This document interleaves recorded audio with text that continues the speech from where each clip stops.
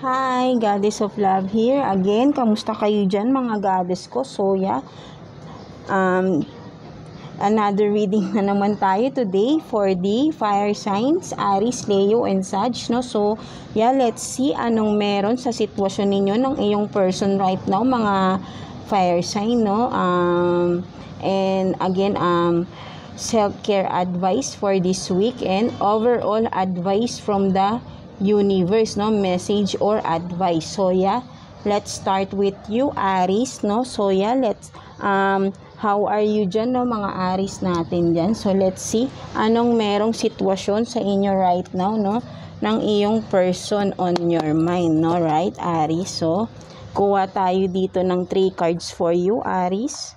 So yeah, universe, please 3 cards for Aries, no, anong meron sa person nyo, no, with your person, no, in relationship man or in separation, no, whoever it is, no, nasa iyong isip right now, no, mga Aries natin dyan, right, no. So let's see what is this, no. So meron dito, no, you're my happiness, no, I'm yours forever, no. So yan, no, meron dito sobrang in love, no, parang ganun, no, something like that. So what else?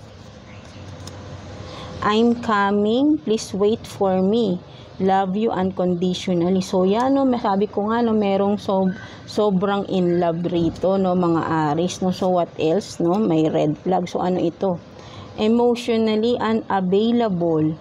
So yan, no, I think, no, so sa nakikita ko rito, mga Aries, no, so yan, no, just take what's resonate, no, mga Aries natin dyan, no. So meron dito, Aries, no, I think this person is, for me,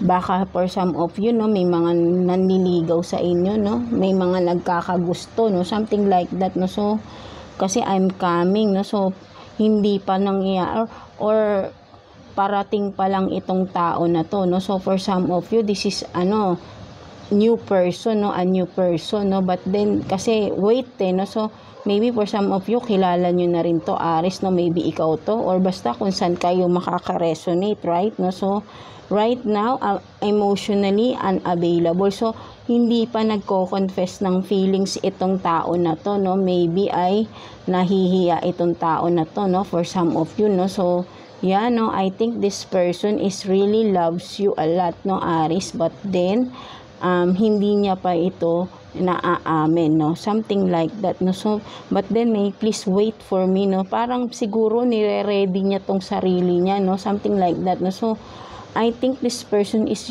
yun na tong person na to, no. So I mean kilala mo na ito, no, kasi may wait for me, maybe ay nag-uusap na rin kayo nito, no, pero parang hindi niya pa talaga sinasabi yung kanyang totoong emotions for you because of this emotionally unavailable, right, no. So kaya parang sabi niya ay hintahin mo, no, please wait for me para sabihin, no, parang parang nag-gain pa siya ng courage, no, ng lakas ng loob, no, para masabi niya sa iyo yung totoong emotions niya for you, no, Aries, no. So again, vice versa to, no. So take what's resonate for you, mga Aries, no. So ito lang yung sinasabi, no. So there is someone na mahal na kayo, no, but then hindi niya amin pa, but soon in the near future, for sure ay magsasabi na itong tao na ito, no. So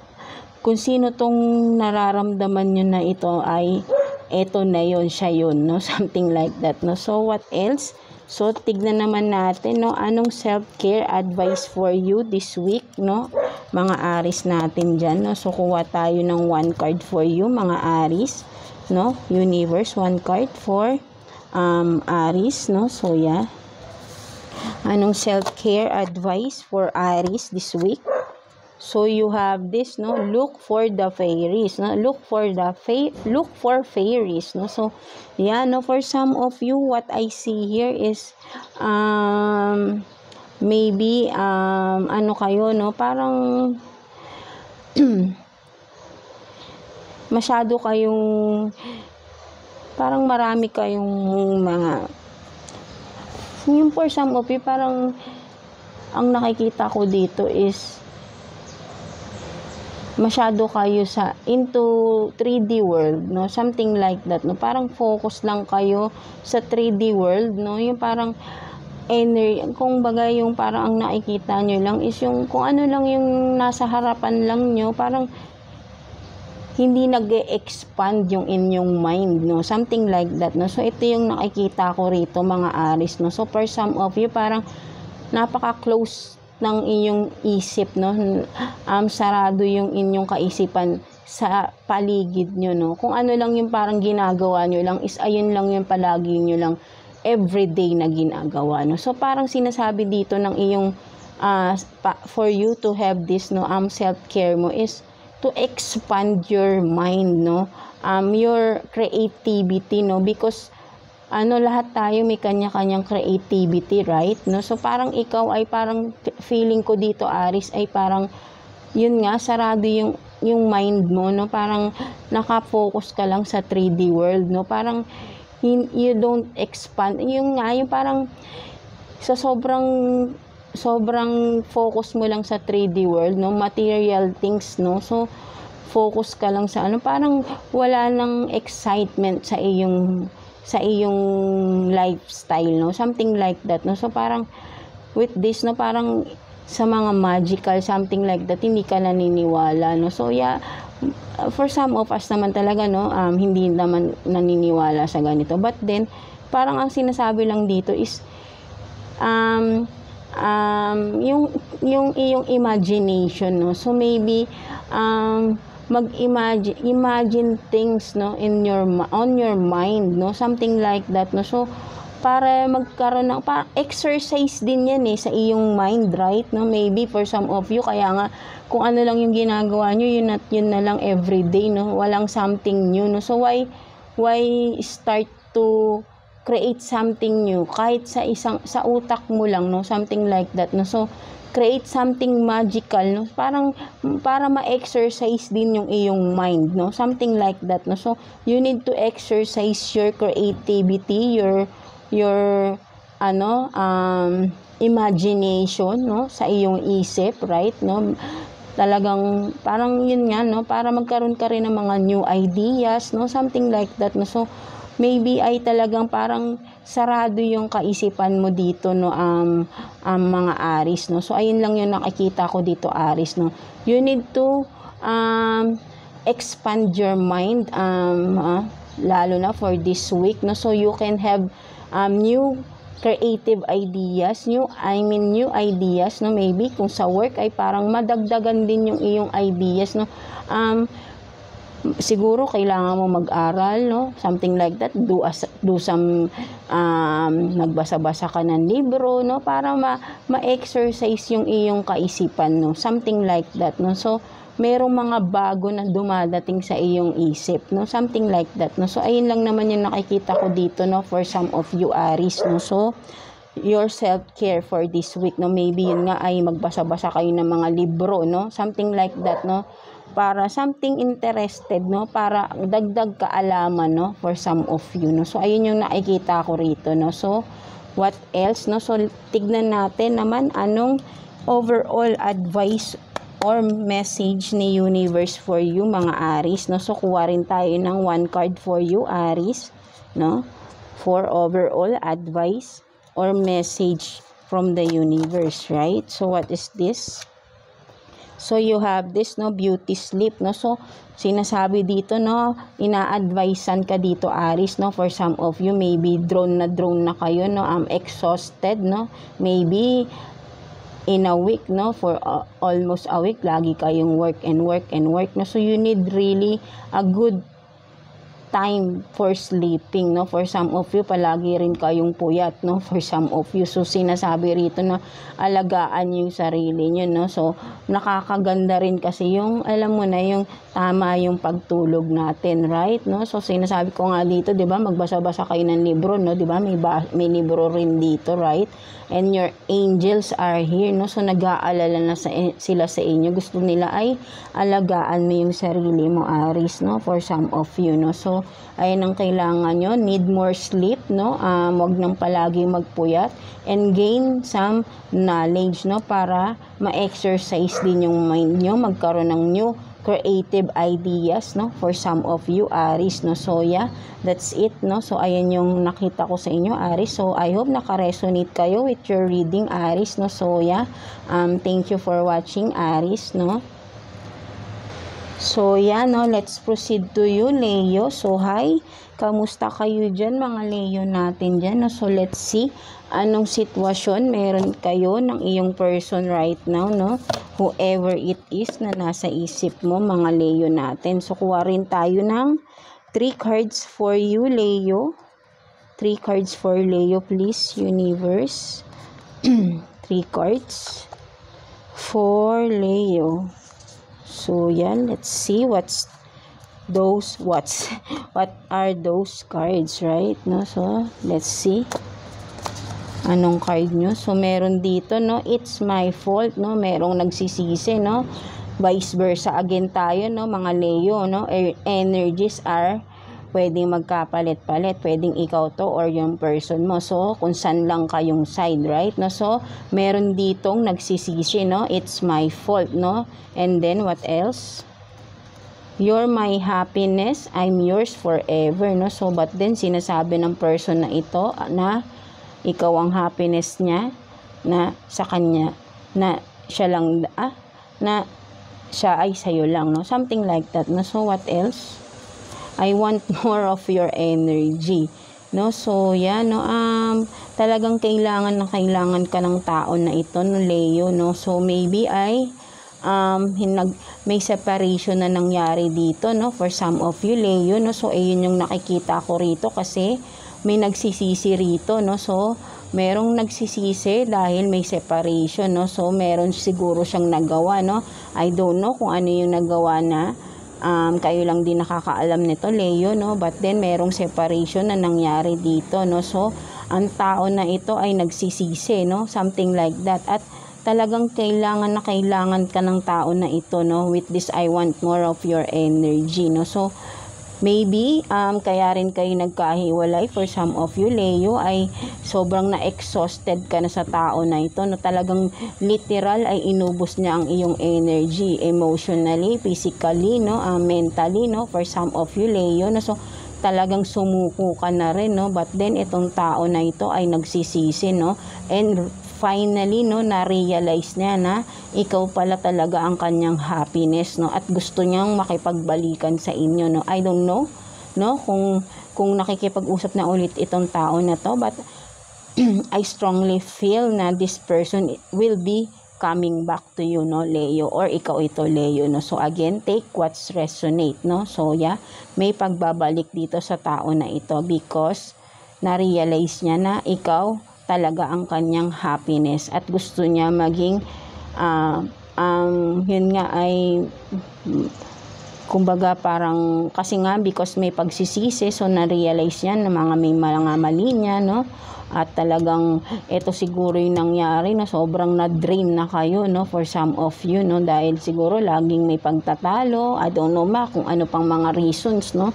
At may sumuko na dito, no? Isa ay sumuko na, Leo, no? So, yeah. So, ayun na. But then, may pagbabalik sa tao na ito, no, Leo, no? So, ayun yung nakikita ko rito, no? So, makikipag-usap ulit sa iyo itong tao na ito, Leo, no? So, yeah.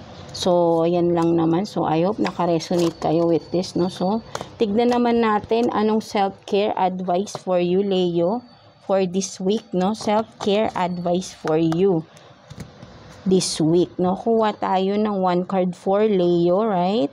Universe, 1 card for Leo.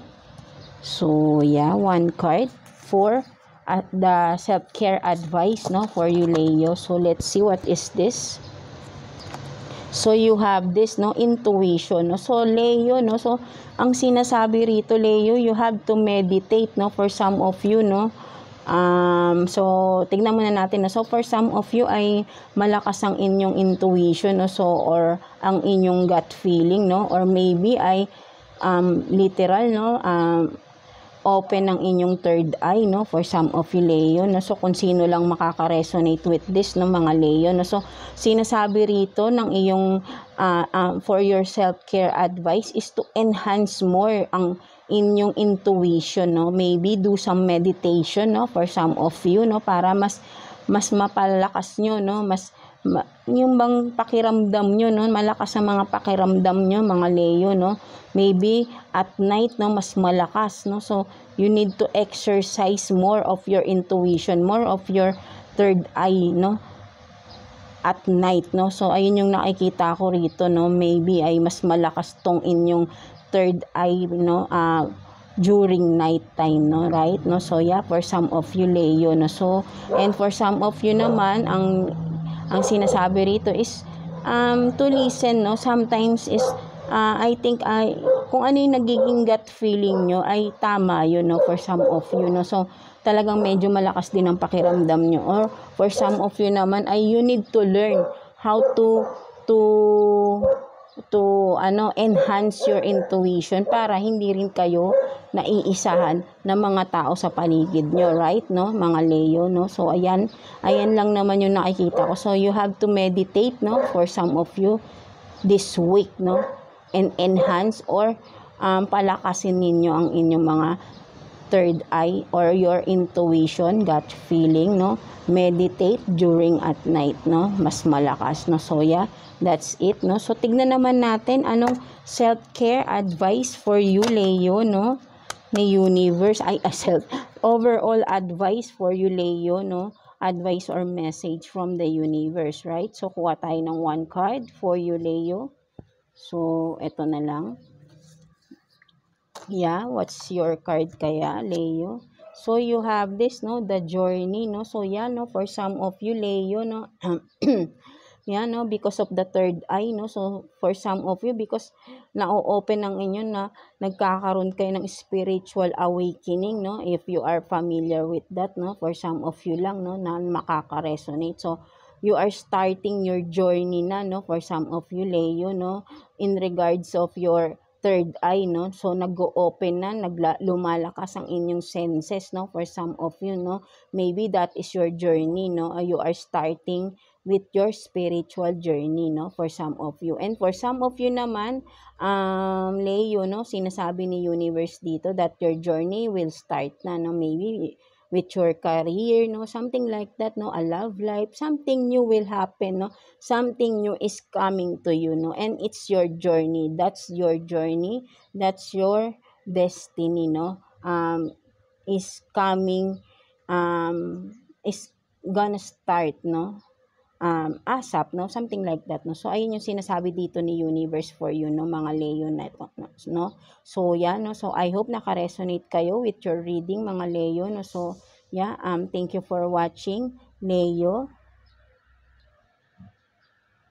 So yeah, no, let's proceed to you Sagittarius, no.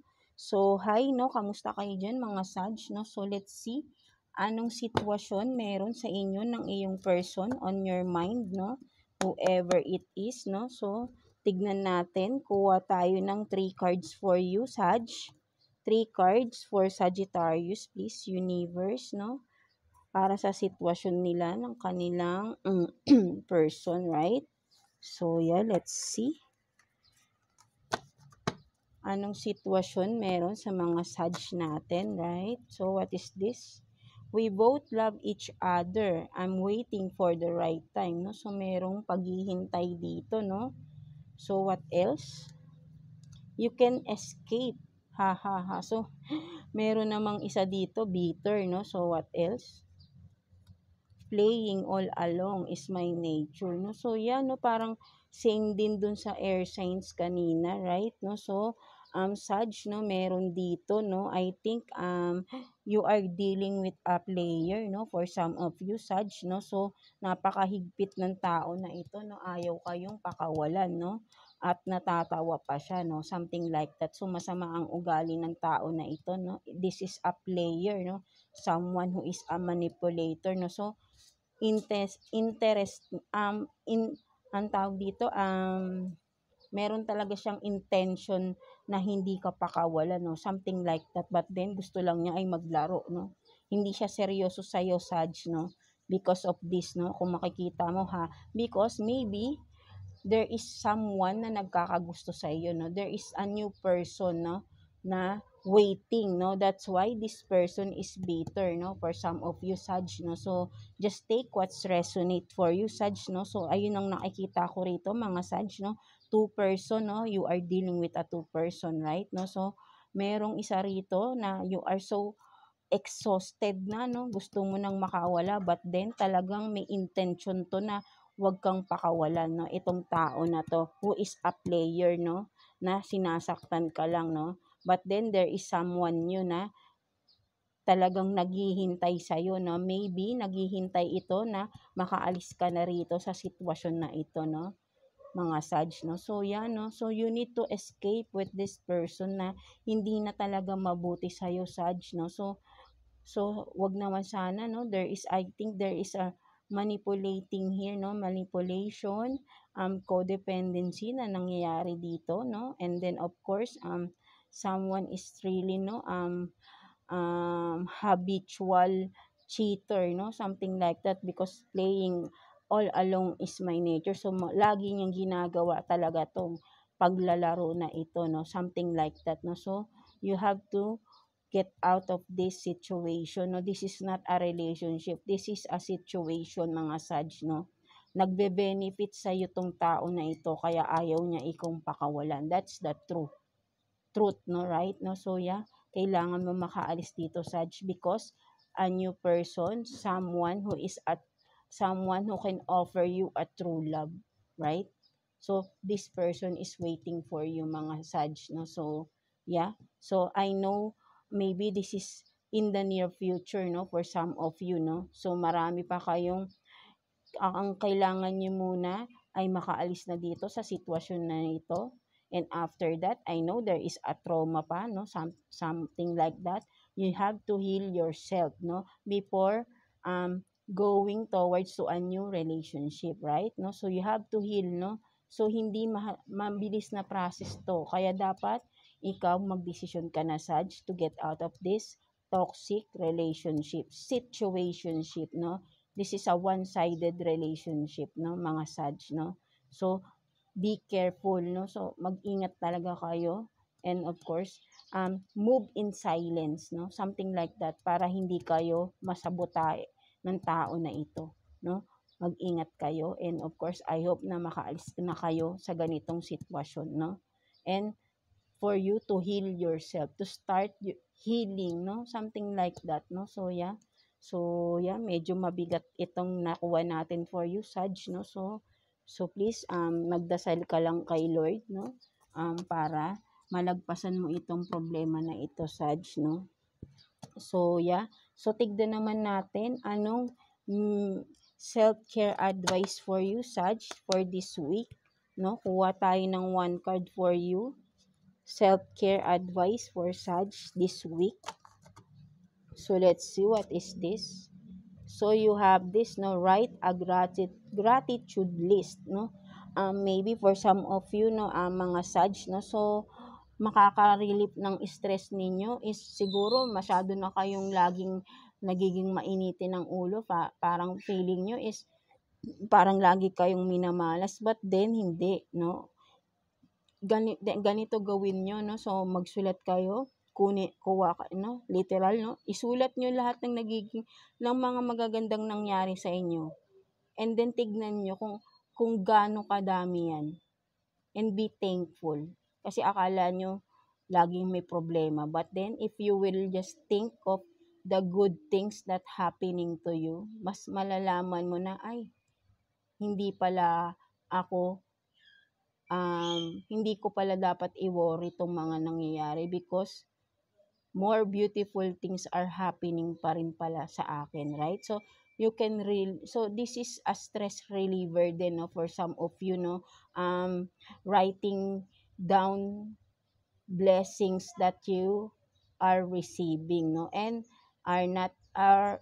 you will receive pa, no, something like that, no. So the gratitude, you are being thankful here, no, hindi pa man dumadating, no, for some of you, no. So yeah, no, para lang din maintindihan mo sa sarili mo, no, Sag, no, na hindi ka minamalas, no. For some of you, parang feeling nyo minamalas kayo, no, kasi nga parang puro problema. But then if you will just look deeper, no, list down, no, take down your blessings na nare-receive mo, yung mga magagandang nangyayari sa buhay mo this past few days, few weeks, few months, then saka mo sabihin na minamalas ka. But for sure, I know hindi.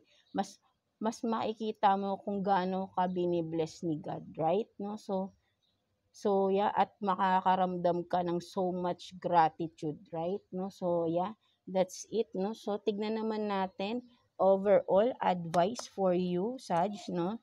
Ni Universe, no? Overall message or advice for you ni Universe, right? So kuha tayo ng one card for you, Sag, no? So yeah, what's that card?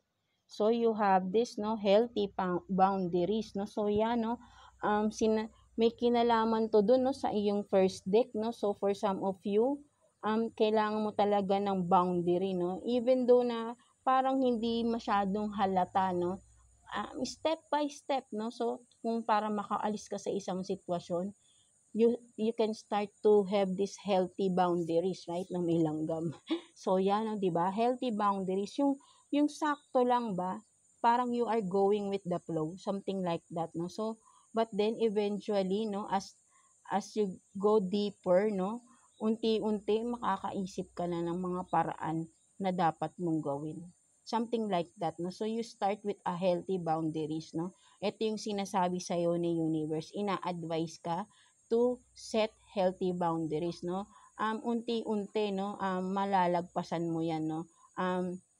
Maybe may baguhin ka sa sarili mo unti-unti, lalo na sa iyong pakikipag-commit, no, sa iyong relationship, especially, no, with that person na you are dealing with na masyadong no, ang toxic, right, no. So unti-unti mong gawin na ilayo mo yung sarili mo by setting healthy boundaries.